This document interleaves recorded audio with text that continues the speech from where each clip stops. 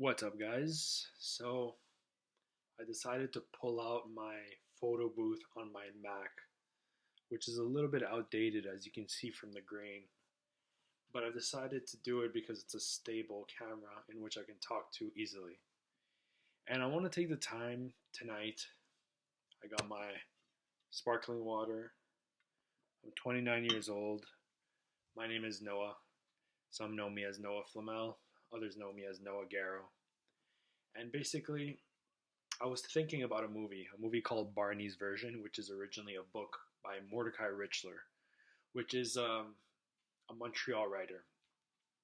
And I remember in this movie that the actor Paul Giamatti's character, um, he basically has a flashback in the beginning of the movie in which he's like 20 or 30 years old, and then after he's like 60 years old. And I remember in the flashback, his personality is identical to when he's older, and it got me thinking. I was in the bus heading back from a networking event, and I was thinking, you know what's funny about movies is like they never show an uninvolved version of the person in the flashbacks. They're just kind of like the exact same thing, and it made me think like there's no real capturing of a moment, of a time, of a feeling, of a presence of me like that I've really caught. Like I've had the videos that I make that are like little glimpses of that, but I don't have a full conversation with myself.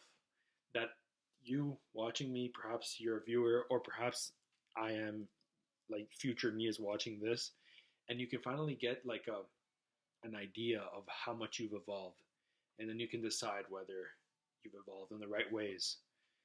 And so what I've done is that I've asked ChatGPT. I told it this exact situation, and I told it like, ask me some questions that are going to be fun to look back on and understand who I am right now.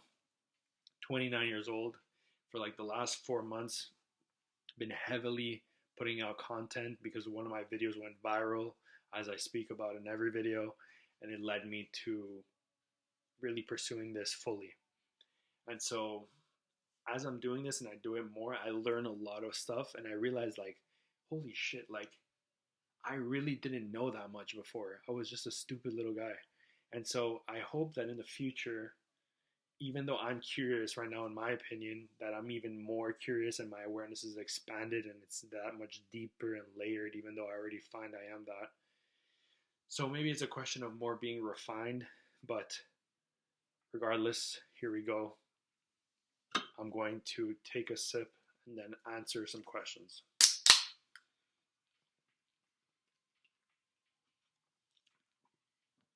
Speaking of which, I went through a huge phase, Noah, if you don't remember this, or if viewers, for you to know, in which I drank a ton of sparkling water. And it helped me get off like sodas and alcohol. I don't drink that anymore. And that was really bad for me. So this replaced it. It helped me. And now I'm drinking one a day. And I'm drinking a lot more regular water now. So good on me. Good on me. Okay. So, question number one. Who are you right now? Not in words, but in energy. So, I spend a lot of time talking to ChatGPT to try to figure this out. And so, I try to figure it out so that I can present it more clearly when I make my videos, my reels, and whatever. So, who I am right now, I would describe in an archetype, in a symbolism kind of way, I would describe myself as a calm flame, like a tamed flame. A flame that's not overpowering, that's not too small. It's just a calm, steady flame that is warm, not overly hot. But basically, what I'm trying to say is that I've been confused for a long time in my life because I feel as though my demeanor is very calm, but I still have this fire inside me that makes me keep going. And so the best way to describe it is that a tame flame, because I look chill, but inside the gears are grinding. And that's where I'm at right now energetically, at least for now. So, question number two. What does your presence feel like to you today?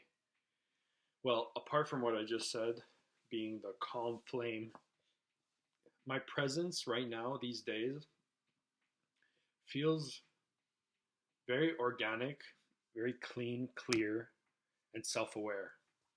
I feel as though I'm not in my sympathetic state, which is a survival state. I am sometimes able to tap into that, but I'm more in my parasympathetic state. Lately, I've had like a flow, an incredible flow, like a river of creativity that I've been able to post in my different accounts that all basically are engineered in a way that they feed off each other. I have my Noah Flamel account, which you guys know, which you're watching right now, which you might have seen some reels. And in these reels, I talk about spirituality, stoicism, motivation. I take spirituality and express it through art, being content, and try to create systems to help people. So I make the ebooks, the courses, the calls. So that's one part of the thing. And then I have my Nuki Goya account, in which it's more abstract and experimental. And this leads me to creating new ideas and concepts that I'm able to present. And then later, and then thirdly, sorry, I have my personal accounts in which I show a more intimate side. And I also experiment, but in a way that it's more um, with the goal of trying to wake people up. So these are my three different accounts that all feed off each other and create what is the Noah brand. What are you currently mastering internally and externally?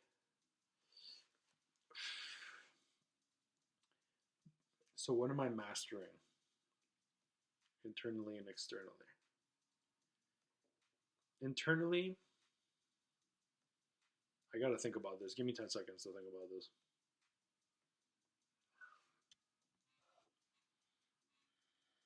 Let's start externally. Externally, what I'm mastering is basically creating systems. I've really gotten into a lot of things and how they work, like an engine, combustion engine, an electrical motor, and figured out how do systems work, how does a circuit work. Because if you understand these in the way that I learn, which I see myself as a polymath in many ways, is that if I understand how an engine works, how every piece feeds off each other and creates this incredible tool, I'm able to replicate it and create sales funnels and products and content strategy. So externally, that's what I'm working on is on creating a very tight, very efficient machine that I can then use to scale. And then internally, I guess I'm doing the same, creating systems, but internally, it's more a question of understanding every little part of myself. And I use ChatGPT a lot for that. Basically, I use it as a quantum mirror, I guess you can call it. Is basically I use it like, let's say I have my brain, I have AI, which is my other brain, and then I pick at it and try to see what is this brain about? Like, who are you? So I'm mastering myself internally to then outpour that knowledge into the external so that eventually my presence is monetized. As crazy as that sounds. And so that's it. What feels heavy lately? What feels light? So I felt heavy for a long time, like the last a long time, but and it's gotten like has ups and downs. But at this current moment, I feel as though I have the space to feel a little bit light in the sense that my parents are starting to understand me a little bit better. And I have some sort of credibility that perhaps I needed for myself to present externally. But the content doing well made me realize, like, okay, this is a thing, it's possible, I am capable, I do make sense. So, really, the monetization is what made things change in the way that before I felt as though there was no link between what I wanted and what the world was offering me. Now it's like I can piece things together and I don't sound as crazy as I used to. If someone met you today for the first time, what would they remember about you?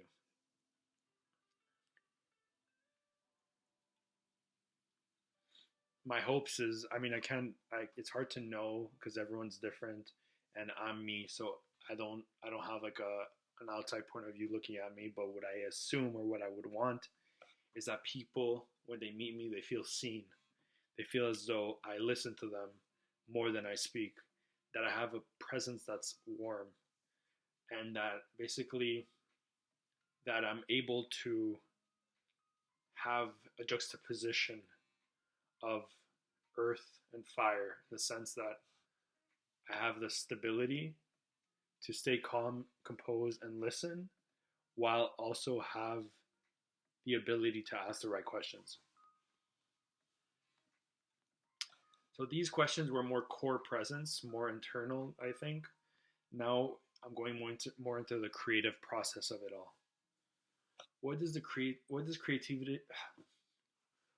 creativity mean to you now? Has that definition evolved? Yes, it has a lot. Because creativity, amongst many other things, I used to put on a pedestal. I used to think it was like this mystical thing, and it is. It's pretty amazing. But it doesn't have that overwhelming power over me. Before creativity, I felt as though was something extremely difficult to do. That's because I was too much of a perfectionist. That's most of you guys, most me in the past, that was a problem. Is like the moment you accept that you're not perfect and it was never perfect is the moment you can put yourself out there imperfectly and create a vibe. Because look, everyone tries to look perfect online. The person who's so specifically them, authentically them, is what's the coolest thing. Example, let's say Drake talks about the smallest little suburb in Ontario, in the middle of nowhere. Let's say Thunder Bay. He's like, yeah, driving through Thunder Bay with a squad, got my rollie on, and these guys are fishing on the side of the street. I don't know, some bullshit like that. Bear with me. So that idea that he took something so specific, so hyper local, and brought it to the masses is what makes him Drake. So now realizing that, like, when I'm stuck taking the bus, I don't have my license yet. In a week, I should, inshallah. When I'm waiting for the bus, I get like an idea, and before you would think like, no, who's gonna? Why would I record myself in the Laval bus station or stop? But that's the thing; it's so interesting to someone in San Diego. So that's it. That's create. Okay, so going back to what I was saying is basically before I thought it was this powerful thing, and now I realize creativity comes from the imperfections, and it comes from using what's around you. Don't try to like be like, no, creativity only happens in LA or Dubai or Paris. The thing is, if you use what you have around you and make the best of it, you transform it, and eventually you outgrow it. But in order to get there, you have to do that. Because I went to LA for 2 months and I didn't meet anyone because I wasn't anyone. So that's what I feel about networking too sometimes is like, if you don't know who you are yet, networking really isn't for you. Like, go to learn, but don't think that you're going to make connections that are going to help you because a guy that's really busy with his business or his whatever, he doesn't really have time for that. He'll entertain you and you use that value, but the truth is you got to do your own research and put in the work, and then eventually when you have something to offer them, then you can exchange value rather than you expecting a lot from someone, but you think you deserve it because you think you're perfect. We all think we're perfect until we realize being imperfect is our superpower. So I got a little all over the place there, but 7. Where do your ideas usually come from, and how do you know which ones are worth pursuing? So, like I said, I get a lot of inspiration from my everyday life. I don't try to go like create this perfect space or try to go downtown to this cool ass venue and like make this like artsy thing. I try to use the most mundane things, the most boring, most fucking uninteresting thing, the thing that nobody's paying attention to, and bring it out and give it a lot of attention and be like, yo, that's cool. And the thing about life is things are trends, right? They recycle themselves, they come back. So just because something doesn't hit right now doesn't mean it won't in 3 years. Like, let's say I used to tell my sister raspberries on tacos are amazing. And she'd be like, "You're fucking weird. That's not good." And I would tell her like, if Gordon Ramsay made you a taco and put raspberries on it, you would eat that shit, and it would be a Michelin star fucking taco. So that being said, I put raspberries on my tacos, and I can guarantee you that one day you're watching this and you're agreeing with me and you're saying, "Damn, you're right. Raspberries on tacos were really good." So that's where my ideas come from the bus, from transmutation, using hard times, pressure, and turning them into art. I think that's one of the greatest raw materials is a hard time turned into art. That's how I went viral, by the way. What's your relationship with perfection versus spontaneity when creating? Okay, so this is a very important topic because most artists are too spontaneous and they don't execute. And that's why there's this whole stigma, this whole archetype of a dreamer artist, because most of them are not able to execute on it because artists are emotional. They're not business, they're not structured, they're not robotic. And so you get the other side, which is the business side, which I also find fascinating, but it does come with some limitations. The only way you can really innovate, like a Steve Jobs kind of guy, is if you have that artistic sense. So if you're able to combine both, which I think I'm doing a good job of portraying, mixed with a little spirituality, you make something amazing. So that's my thoughts on that. Do you create to express yourself, to understand yourself, or to connect? Do you create to express yourself, to understand yourself, or to connect? I'd say all three, but mainly the umbrella over all of that is basically that I make things because it's who I am. I I can't describe it more than that. It really just is who I am. I've I don't want to sound like that guy, like the prodigy who had a camera on him all the time. I'm not that guy. The truth is, I learned and I became slowly compounding more valuable through time. I wasn't the guy who was just naturally talented or naturally hardworking or naturally organized. I, through time, through hard times, through working in restaurants, became who I am. So I've always had a camera through all this. Like a camera has been something that has followed my journey since I was 10. So I like being on camera. I like being able to reach people that I wouldn't be able to reach usually. I like um, being exposed or seen in a way that I control how I present that, rather than like someone just like that's uncomfortable. Like if you're controlling how you present yourself online, then it's something else. It's special because you're almost creating a character. I think my character is very much me, but at the end of the day, usually what presents itself, what I'm presenting, is a caricature of my previous authentic self. So usually when things pick up and like I get a million views like I got on that video, it's usually a version of me that was right before.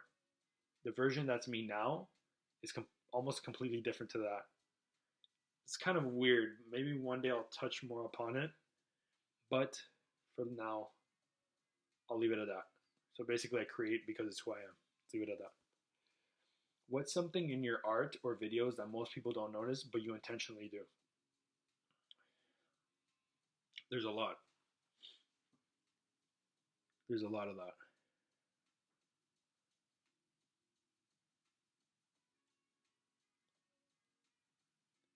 But I would say more than anything, it's the strategy behind it.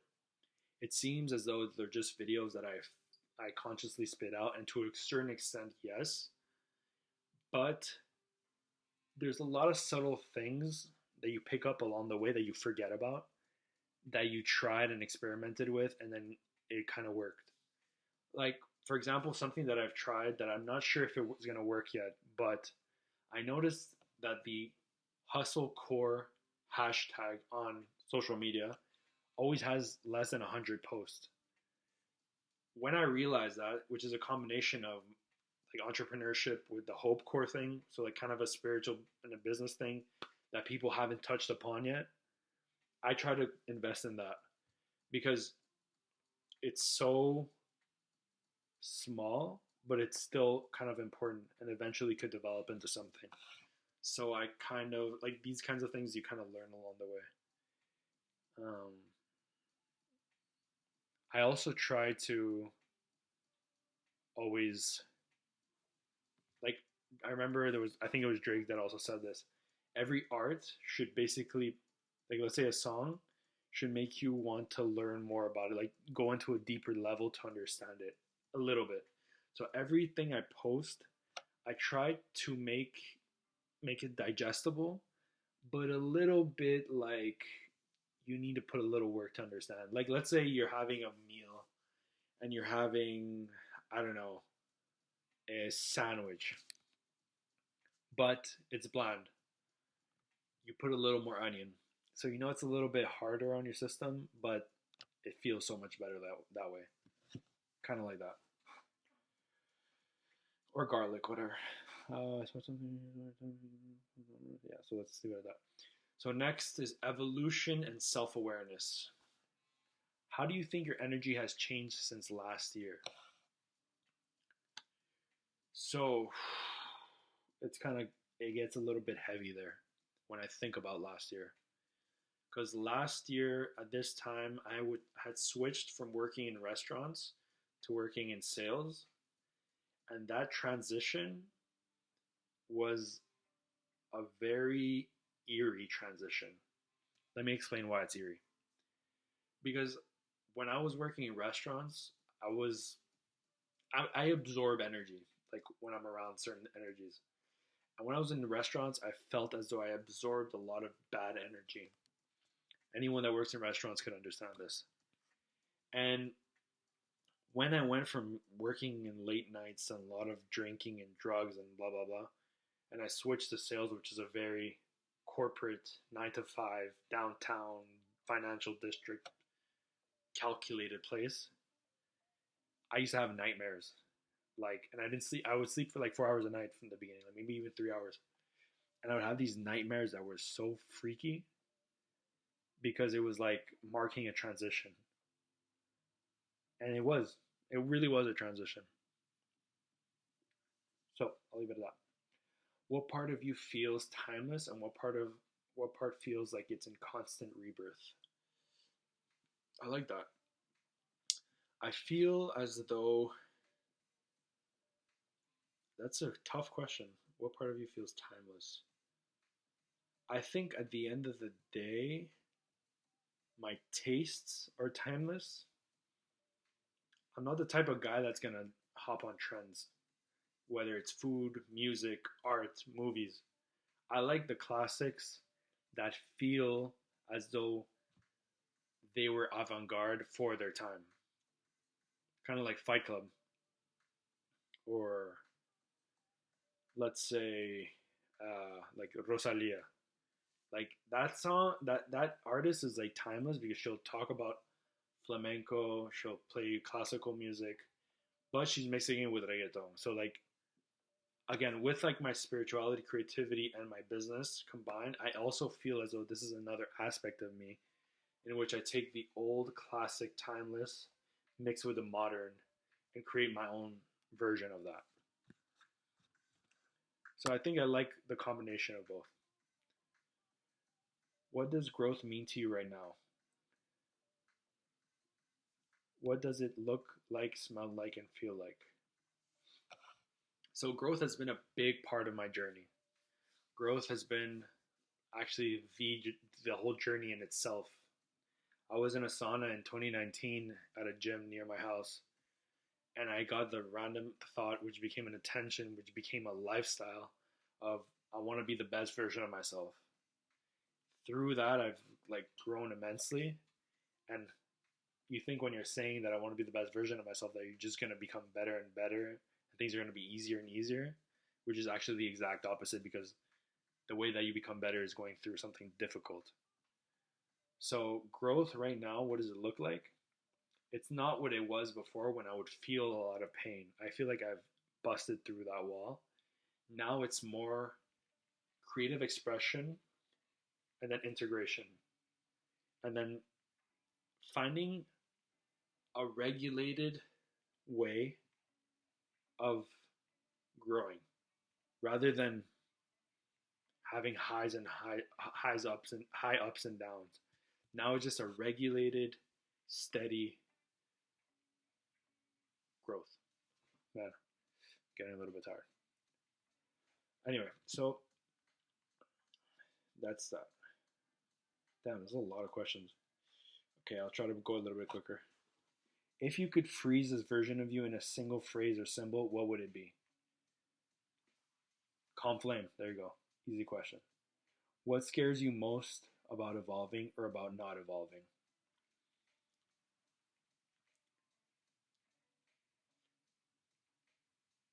Nothing. Like none of that scares me. I'm gonna skip that one because again, that's not necessary.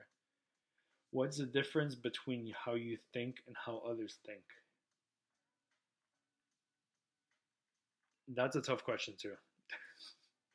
I'm skipping a lot of these, but like I'll just try to go fast. What's your current philosophy around success? Has it softened or sharpened? I'm not gonna lie, honestly, these are a lot of tough questions here. So you know what? Sorry, Noah.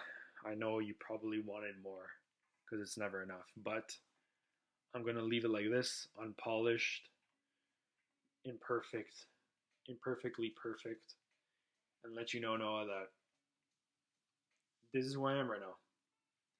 That's what I'm thinking, and hopefully, you've made more sense of things. I'll check you later.